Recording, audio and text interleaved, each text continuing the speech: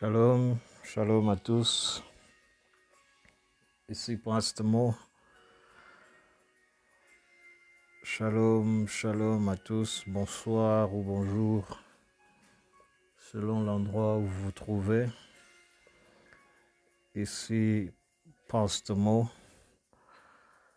Je suis là pour notre rendez-vous de tous les soirs maintenant depuis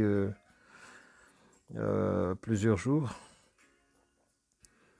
Et nous avons commencé à parler depuis lundi de ce que nous avions titré « Parvenir à la royauté pour un temps comme celui-ci ». Parvenir à la royauté pour un temps comme celui-ci. Et ce soir, je vous propose la troisième partie de cet enseignement. Parvenir à la royauté pour un temps comme celui-ci.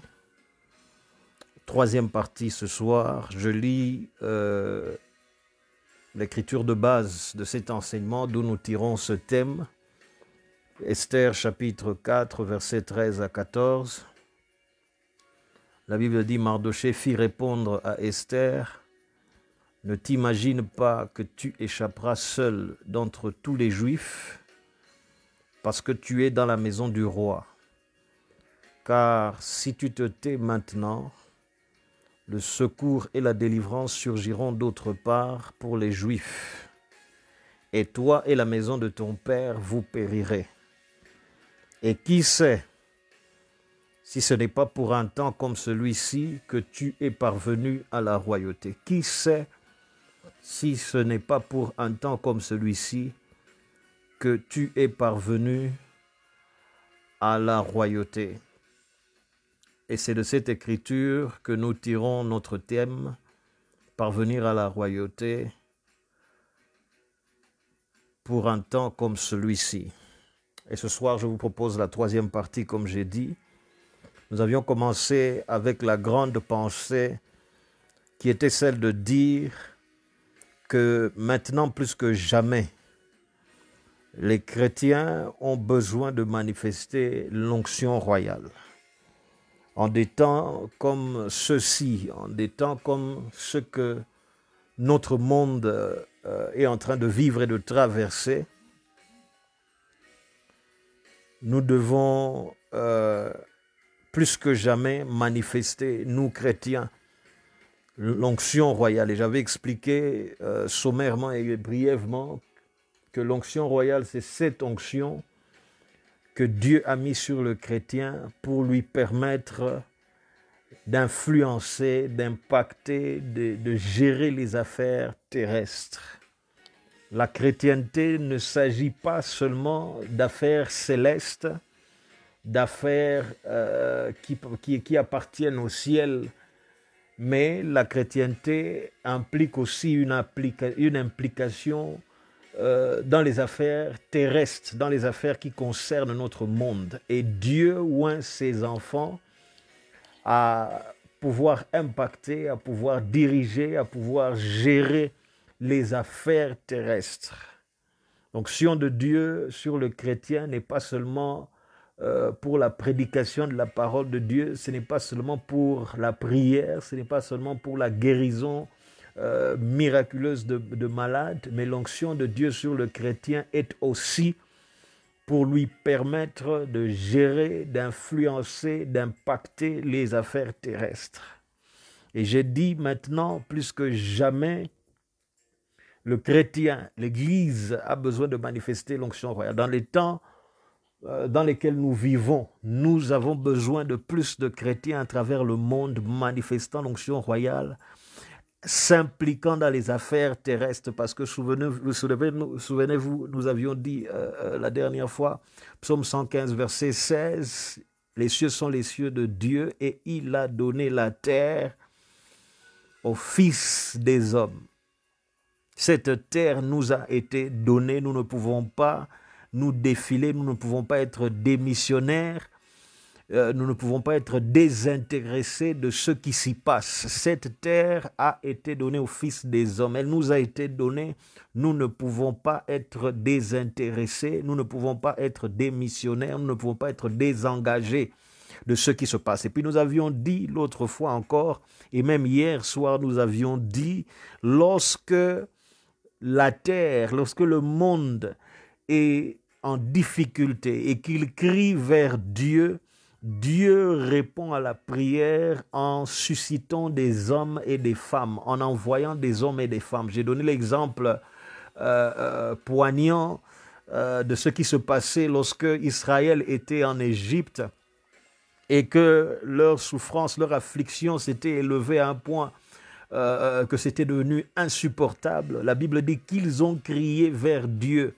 Dieu a entendu leur cri, il s'est souvenu de l'alliance qu'il avait faite à Abraham, à Isaac et à Jacob. Et Dieu a dit, je descendrai, je les délivrerai, je les ferai sortir de l'Égypte par des grands jugements. Mais lorsque Dieu dit, je descendrai, lorsque vous lisez la suite de l'histoire, Dieu ne descend pas.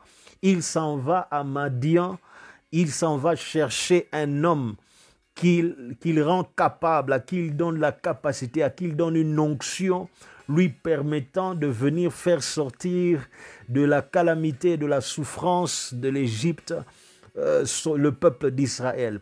Et je dis à chaque fois que le monde est en difficulté, à chaque fois que le monde est face à une situation qui la dépasse et que les peuples crient vers Dieu, Dieu répond en suscitant des hommes. Hier, j'ai parlé des hommes solutions. Hier, j'ai parlé des hommes solutions en disant que vous et moi sommes des hommes solutions en ces temps de crise. Nous sommes des hommes solutions que Dieu suscite en ce temps de crise pour apporter la réponse. Dieu ne descend pas du ciel.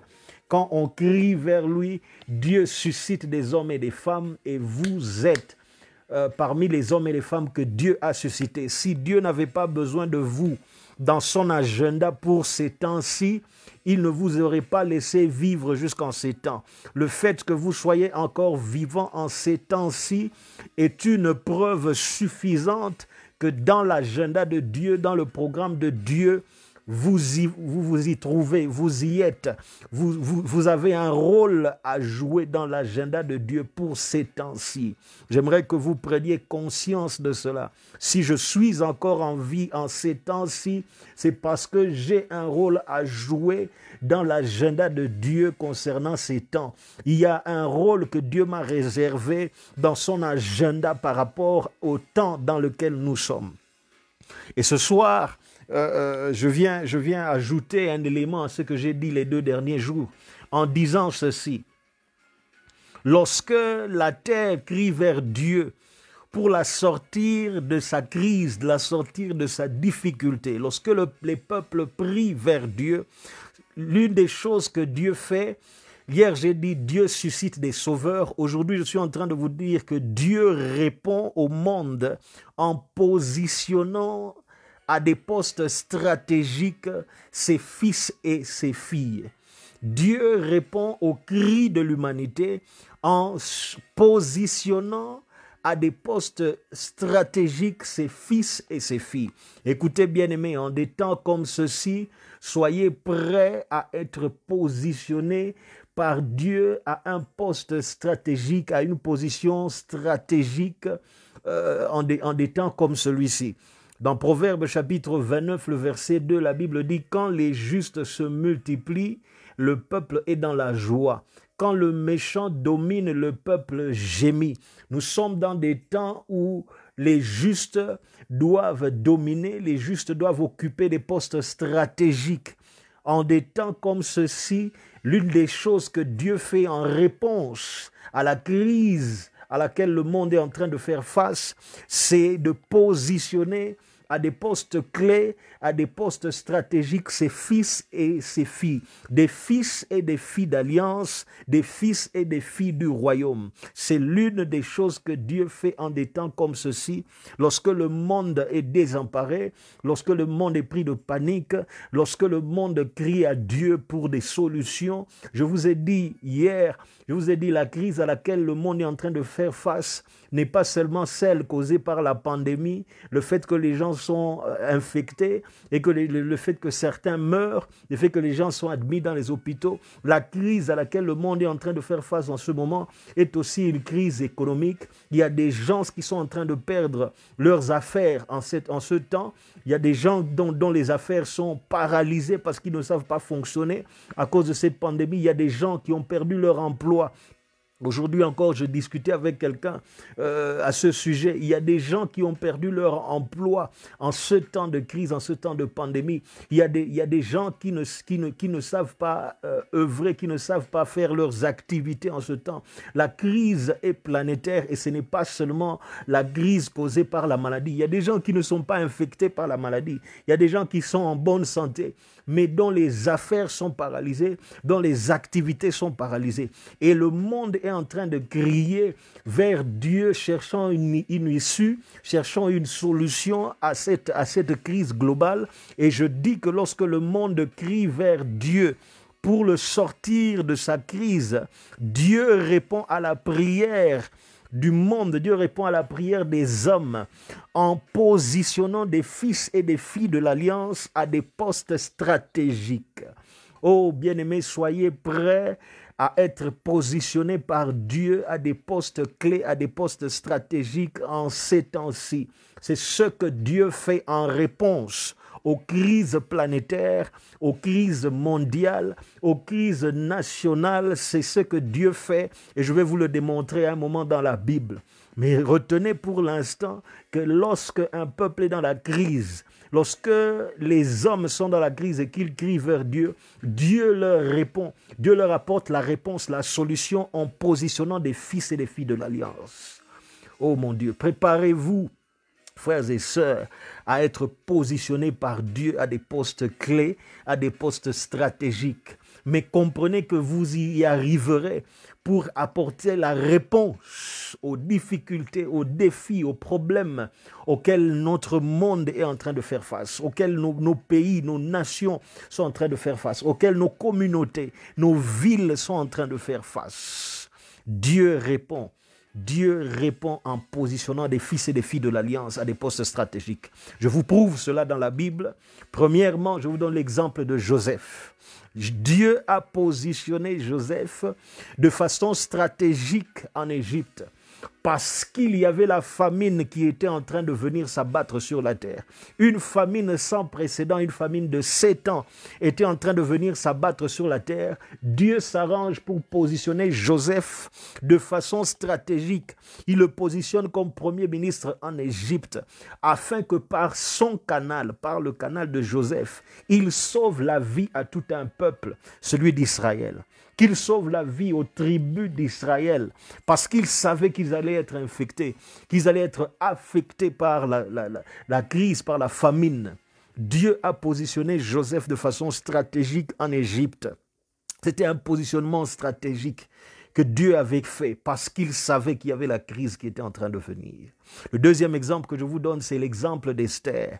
Dieu a positionné Esther de façon stratégique à Suse, la capitale de l'Empire perse. Il l'a positionnée comme reine à côté du roi Assuérus afin de sauver tout un peuple d'un holocauste qui était prévu par l'ennemi, afin de délivrer tout le peuple juif de l'holocauste qu'Aman avait planifié contre lui. C'est Dieu qui avait positionné Esther de façon stratégique à Suse, la capitale du royaume perse à côté du roi Assuérus.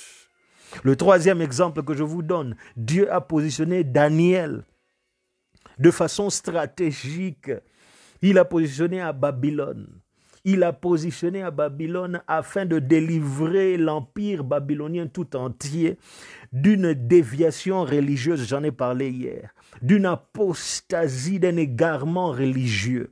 Parce qu'à l'époque de Daniel, le roi Darius s'est levé avec un décret malin disant que pendant 30 jours, aucune prière ne devait être adressée à aucun autre Dieu si ce n'est au roi.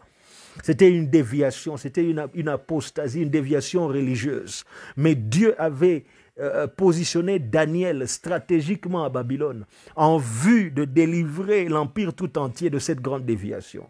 Un quatrième exemple est celui de Shadrach, Meshach et Abednego, eux aussi à Babylone, mais cette fois-ci à l'époque de l'empereur Nebuchadnezzar, eux aussi positionnés de façon stratégique à Babylone en vue de délivrer l'empire tout entier d'une apostasie, d'une déviation religieuse. Parce qu'à l'époque de Nebuchadnezzar, cette fois-ci, il fait bâtir une statue en or à son image et il commande qu'aucune prière ne soit faite à aucun autre Dieu si ce n'est à cette statuette. Mais Dieu ayant positionné Shadrach, Meshach et Abednego de façon stratégique à Babylone, en vue de délivrer et d'épargner l'empire de cette grande déviation religieuse. Que suis-je en train de dire? Lorsque les peuples sont désemparés et qu'ils crient vers Dieu pour la délivrance, ils crient vers Dieu pour une solution, comme dans les temps dans lesquels nous nous retrouvons, où les peuples ne savent à quel saint se vouer, ils ne savent où aller, les gens sont perdus, certains sont au bord du suicide, certains ne savent que faire, ils ne savent où aller, ils ne savent que faire, ils sont paralysés, certains sont paralysés par la crainte, la peur, l'incertitude du lendemain, ne sachant pas s'ils vont survivre dans les jours à venir. En des temps comme ceci, Dieu répond, je dis ce soir, Dieu répond en positionnant des fils et des filles de l'Alliance, des fils et des filles du royaume, des chrétiens à des postes stratégiques. C'est ce que Dieu fait en réponse à des crises planétaires, à des crises nationales, à des crises mondiales, à des crises communautaires. Dieu répond en positionnant ses fils et ses filles à des postes stratégiques. La question dans votre esprit certainement en ce moment, m'ayant entendu dire ceci, est de savoir comment Dieu fait pour positionner ses enfants à des postes stratégiques en période de crise. Comment cela se passe-t-il? Comment cela se fait-il? Comment Dieu positionne-t-il ses fils et ses filles à des postes stratégiques pendant des temps de crise planétaire, pendant des temps de crise mondiale, pendant des temps de crise communautaire, pendant des temps de crise nationale? Comment? La question de savoir comment Dieu le fait. Je vous propose 3 réponses et je vais clôturer pour ce soir, je vais m'arrêter pour ce soir. La première manière dont Dieu s'y prend pour positionner ses fils, les fils de l'Alliance, les chrétiens, à des postes clés, à des postes stratégiques pendant les périodes de crise, c'est en créant des crises sur les lieux élevés et en donnant la solution à ses enfants. En créant des crises sur les lieux élevés, dans les hautes sphères de la société et en donnant la solution à ces crises à ses enfants. Lorsque vous voyez l'histoire de Joseph et de la manière dont Dieu l'a positionné en Égypte, c'était en créant une crise. La Bible dit, cette nuit-là, Pharaon a eu un rêve et il n'y avait personne pour l'interpréter. Les magiciens, les devins, les satrapes, toutes les personnes qui constituaient l'entourage spirituel des pharaons à cette époque-là, les sages de l'époque, n'ont pas pu interpréter le rêve de Pharaon. C'était une crise nationale. L'homme le plus puissant de la planète à l'époque avait un problème. Il avait un rêve auquel il demandait une interprétation, mais il ne trouvait personne dans son entourage pour interpréter son rêve. Et si vous connaissez les manies et la façon de faire des rois de l'époque, son entourage risquait d'être exécuté. C'est comme ça qu'ils opéraient à cette époque-là. Lorsque un roi avait besoin d'une solution, d'une interprétation d'un songe, d'une interprétation d'un message, et que personne parmi les devins, les magiciens, les sages de son entourage n'arrivait à lui apporter la solution, en général, ces personnes étaient exécutées parce qu'elles étaient considérées comme ne servant à rien. C'était une crise. Dieu a occasionné cette crise et il a pris la solution, il a donné à un fils du royaume. Comment est-ce que Dieu positionne ses enfants de façon stratégique en créant des crises auxquelles il n'accorde la solution qu'à ses enfants, dont il met la clé et la solution seulement entre les mains de ses enfants? Écoutez, à chaque fois que vous constatez une crise autour de vous, et que toutes les personnes qui essayent de la résoudre n'y arrivent pas. Comprenez que Dieu est en train de créer un espace pour que vous accédiez à un poste stratégique. C'est ça qu'il a fait avec Joseph. Genèse chapitre 41. Lisez tout le chapitre, vous verrez que c'est ça qu'il a fait pour positionner Joseph. Il avait besoin de lui créer un espace. Mais il fallait qu'il y ait une crise. Et il fallait que Joseph soit le seul à pouvoir y apporter la solution. Lorsque vous voyez des crises autour de vous et que tout le monde qui essaie de les résoudre n'y arrive pas, mais que vous êtes le seul à pouvoir y arriver, comprenez que Dieu est en train de dégager un espace afin que vous puissiez l'occuper. Il est en train de dégager un espace stratégique, une position stratégique, afin que vous puissiez l'occuper. Deuxièmement, comment est-ce que Dieu positionne ses enfants, les fils et les filles du royaume, à des postes stratégiques? Deuxièmement, Dieu le fait en faisant commettre des erreurs à des personnes qui occupent déjà des postes stratégiques. Je vais m'expliquer. Lorsque vous lisez l'histoire d'Esther au chapitre 1er, la Bible dit que le roi Assyrus, qui dominait sur 127 provinces, depuis l'Éthiopie jusqu'en Inde, a donné une fête qui a duré 180 jours. Après qu'il ait donné la fête qui a duré 180 jours, il a donné une autre fête, cette fois-ci à Suse, la capitale. Cette fête-là devait durer 7 jours et il a fait venir tous ses dignitaires afin de lui montrer sa richesse et sa gloire. Et pour, au finish, lui montrer la beauté de la reine Vashti qui était la reine en place, occupant la position à côté du roi Assyrus. Leur montrer la beauté de la reine Vashti avec la couronne royale sur sa tête. Mais lorsque le temps est venu où la reine Vashti devait être présentée devant les honorables, devant les personnalités de l'empire perse de l'époque, sans aucune raison, sans que la Bible ne dise pourquoi, cette femme qui, je pense, a toujours été une bonne femme, refuse et défie l'appel du roi et l'invitation du roi à se présenter devant les notables. Cela venait de Dieu, cela venait de Dieu, cela venait de Dieu, cela venait de Dieu. Il n'y a que Dieu qui pouvait faire ça. La Bible ne donne aucune explication. Il n'y a jamais eu de précédent dans l'histoire de Vashti. La Bible n'en parle pas, qu'elle se soit comportée de la sorte. Cela venait de Dieu. Dieu l'a poussé à commettre une erreur qui allait lui coûter sa place parce qu'il voulait créer un espace pour qu'une fille du royaume vienne occuper cette place-là. Parce que Dieu pouvait anticiper que dans quelque temps, un homme méchant du nom d'Aman va se lever et va chercher à ôter la vie à tout mon peuple. Alors il crée un espace dans un lieu stratégique en poussant la personne qui l'occupe à l'erreur, à une erreur fatale, une erreur fatidique, permettez-moi de dire ce soir, afin que quelqu'un de son royaume, une fille du royaume vienne occuper cette place-là. Je dis deuxièmement comment Dieu positionne ses enfants à des postes stratégiques en poussant les personnes qui occupent ces places et qui ne sont pas ses enfants à des erreurs fatales, à des erreurs irréparables, en les poussant à commettre des erreurs inexpliquées, inexplicables.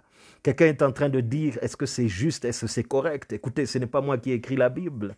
Qui suis-je pour juger ce que Dieu considère être juste et ce que Dieu considère comme ne pas être bon?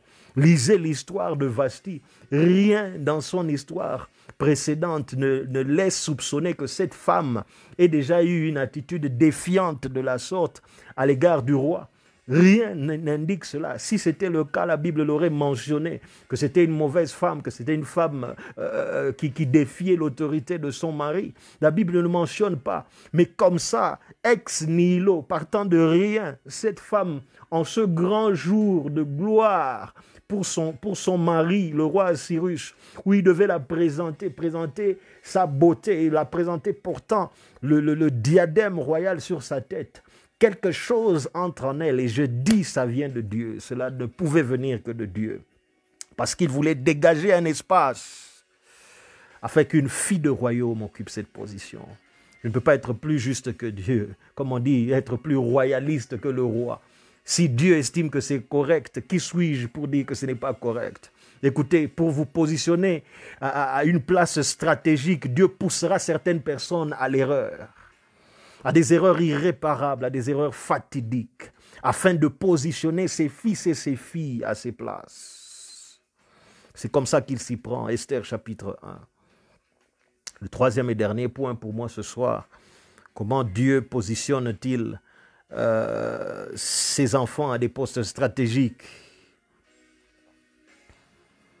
En les mettant dans des défis impossibles. Ce troisième point n'est pas facile à accepter, mais c'est vrai.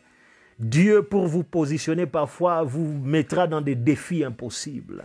Il vous fera faire face à des batailles impossibles. Il vous fera faire face à des situations que vous ne méritez pas. C'est-à-dire, lorsqu'on regarde la logique, vous ne méritez pas de vous retrouver dans cette situation. Je reviens à l'histoire de Joseph.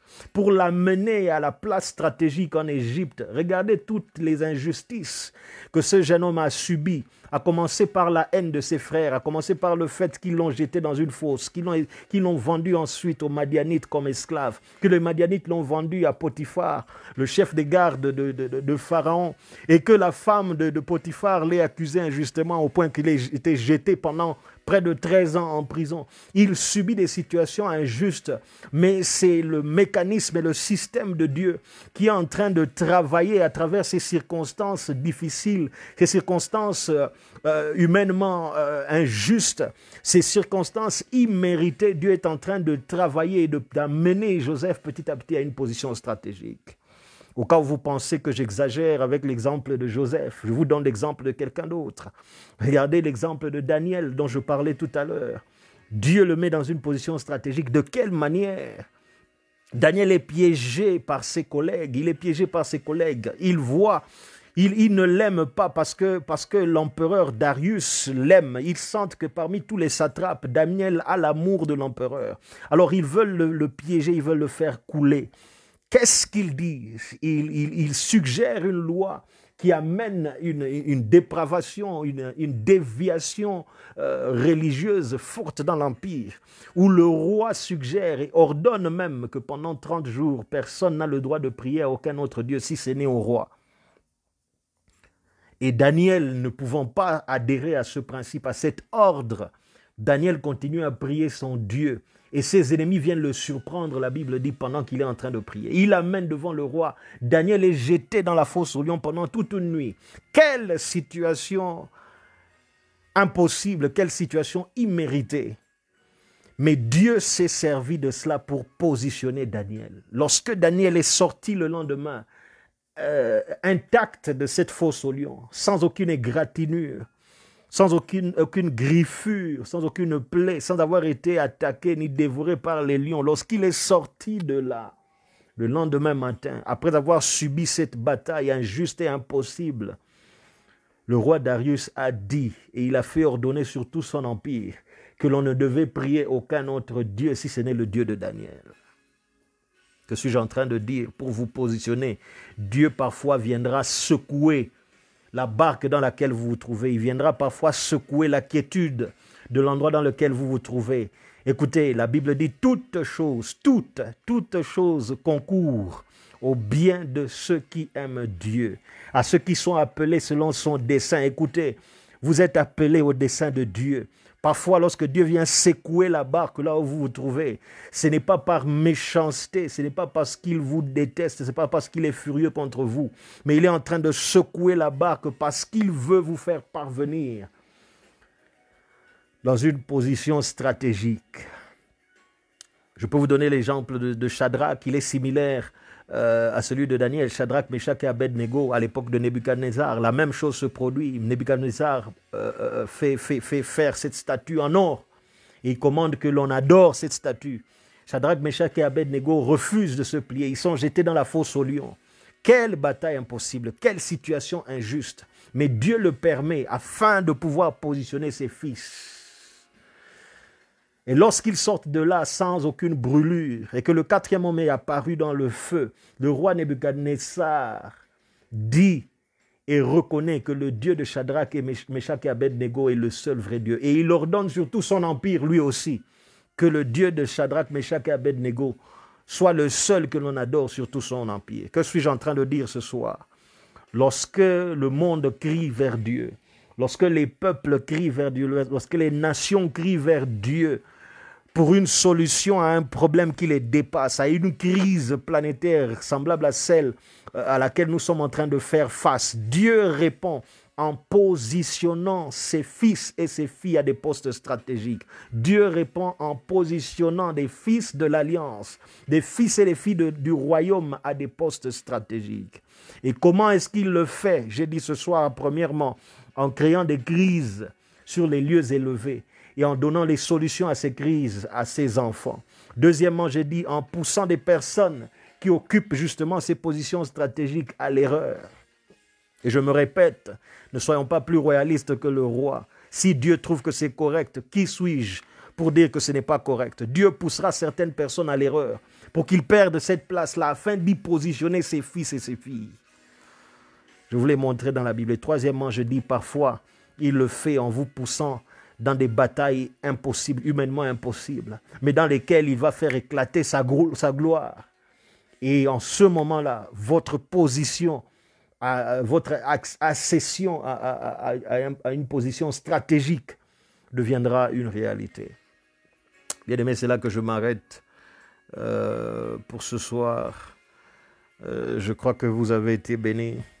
Je vous redonne rendez-vous pour demain soir. Je suis en train de parler d'accéder à la royauté pour des temps comme celui-ci. Accéder à la royauté. Je suis en train de vous montrer ce que Dieu fait pour nous faire accéder à la royauté, à des postes stratégiques, à des positions stratégiques dans des temps comme celui-ci.